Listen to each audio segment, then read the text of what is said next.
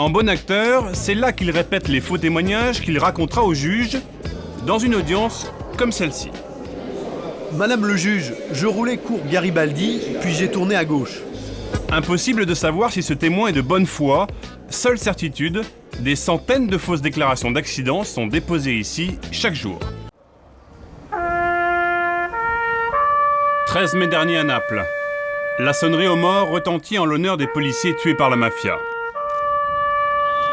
Jour de recueillement, mais aussi jour de fête. En présence du cardinal de la ville, les nouveaux locaux de la direction anti-mafia sont inaugurés en grande pompe. Un symbole des récents succès de la police contre la Camorra, la mafia napolitaine. Parmi les dernières arrestations majeures, celle d'Antonio Iovine, un des plus gros parrains du milieu.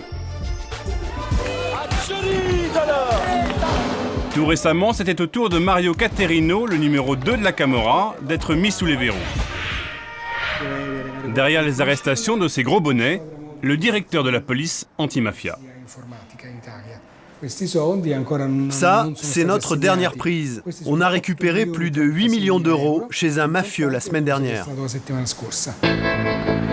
La police a durement frappé la pieuvre au portefeuille. Saisie de drogue, de biens immobiliers ou encore de tableaux de maître, par dizaines, la Camorra chancelle, mais elle a de la ressource et aujourd'hui s'est diversifiée de manière inattendue.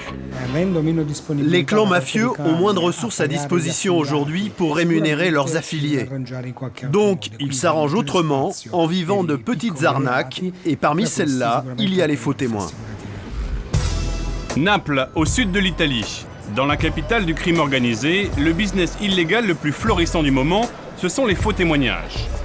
Pasquale, 30 ans, est un camorriste au chômage depuis que ses patrons mafieux ont été arrêtés. Aujourd'hui, il en est réduit à jouer aux faux témoins, un secteur d'activité désormais dominé par la mafia. C'est une activité organisée. Tu n'arrives pas comme ça du jour au lendemain et tu t'improvises faux témoin. Un habitué va faire ça plusieurs fois par semaine. S'il le fait 7 à 8 fois par mois, il va gagner 1200, 1300 euros. Pasquale accepte de nous dévoiler le système en embarquant une caméra cachée au tribunal. Au milieu de couloirs grouillants de monde, les marchandages entre avocats et faux témoins se font au grand jour, entre 100 et 150 euros le témoignage, selon l'importance de l'arnaque. Et à ce petit jeu, Pasquale est devenu un expert. Regardez, là, c'est un peu mon bureau. En bon acteur, c'est là qu'il répète les faux témoignages qu'il racontera au juge dans une audience comme celle-ci. Madame le juge, je roulais cours Garibaldi, puis j'ai tourné à gauche. Impossible de savoir si ce témoin est de bonne foi. Seule certitude, des centaines de fausses déclarations d'accidents sont déposées ici chaque jour. Quant aux candidats aux faux témoignages, ce ne sont pas toujours des professionnels. Tu vois, il y a aussi beaucoup de retraités qui sont là pour arrondir leur fin de mois. Eux, ce sont des habitués. Ici, Pasquale connaît presque tout le monde. Chacun joue sa partition dans la plus pure tradition de la commedia dell'arte. Certains font jusqu'à 200 faux témoignages par an. Là, c'est toute la bande. Ils se préparent pour aller devant le juge. Il y a là 2 faux témoins, et la secrétaire de l'avocat et l'expert de l'assurance. Il y a même le pizzaiolo d'en bas de la rue qui est venu témoigner. Tout est faux, tout est faux. En Italie, les assurances dédommagent directement leurs clients en liquide en cas de sinistre. Les déclarations de faux accidents sont ainsi devenues une ressource indispensable pour la Camorra. Ce grand marché des faux témoignages, rares sont ceux qui ont osé le dénoncer. Giuseppe Crimaldi est journaliste dans un quotidien local. Après avoir publié plusieurs articles sur la question l'année dernière, il a été menacé. On m'a fait comprendre qu'il valait mieux que je change de trottoir quand je passe devant le tribunal. Ces arnaques à l'assurance sont pourtant connues à Naples, d'autant que le phénomène s'est fortement développé dans le contexte économique actuel. Naples est une ville qui, plus qu'ailleurs, vit d'expédients, de l'art de s'arranger, du système D. Et encore plus en ce moment où la crise économique frappe très fort, surtout dans le sud. Et le business du moment, ce sont les déclarations de faux accidents de la route.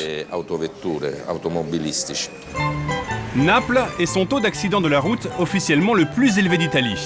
Derrière les chiffres, une réalité tout autre, comme nous le raconte ce chauffeur de taxi. C'est vrai qu'il y a beaucoup d'accidents à Naples? Non, c'est faux. C'est faux? Oui. En fait, ce ne sont pas de vrais accidents. Ce sont des accidents sur le papier. Il faut juste un témoin. Et au cas où tu en aurais besoin de plus, on peut en trouver facilement un ou deux autres.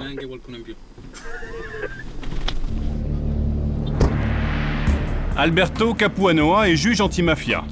Pour lui, les faux témoins ne sont qu'un des maillons du système, dont les plus gros profiteurs sont les avocats véreux.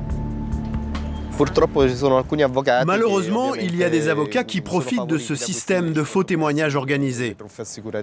Par exemple, il y a 2 jours, on a arrêté un avocat et on a trouvé dans son cabinet beaucoup de fausses polices d'assurance et de fausses déclarations déjà prêtes pour le procès. Il avait préparé à l'avance les textes que les faux témoins devaient réciter. C'est dans cet immeuble du cœur de Naples que le juge a fait fermer le cabinet mafieux.